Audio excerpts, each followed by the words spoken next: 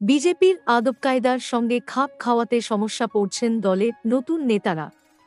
সদস্য সংগ্রহ অভিযান পর্বে বিজেপির অন্দরের সমস্যা আরও প্রকট হয়েছে, যার আঁচ পড়েছে অমিত শাহদের বেঁধে দেওয়া টার্গেট ছোঁয়ার দৌড়েও। খাতায় কলমে বিজেপি সব থেকে শক্তিশালী শুভেন্দু অধিকারীর পূর্ব মেদিনীপুর জেলায় সদস্য সংগ্রহ অভিযানে এই জেলার বিজেপি নেতারা নজর কাটতে পারেননি। অবস্থা বাঁকুড়ার বিষ্ণুপুরেও। ওই আসনটি বিজেপির দখলে থাকলেও সদস্য সংগ্রহের ক্ষেত্রে পিছিয়ে দক্ষিণবঙ্গের অনেক জেলার থেকেই। 2.13 কোটি জরিমানা, 5 বছর ব্যান। ভারতে বড় ধাক্কা খেল বিজেপির পর্যালোচনায় উঠে এসেছে 2019 এর পরে দলে নাম লেখানো নেতাদের একটা বড় অংশ দলের অন্যান্য কর্মসূচিতে যতটা সক্রিয় ততটা সদস্য সংগ্রহ অভিযানের ক্ষেত্রে নয়।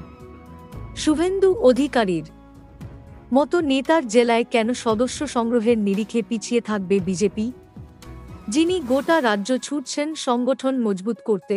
তার জেলাতেই কেন জোশ পাচ্ছে না দলীয় অভিযান?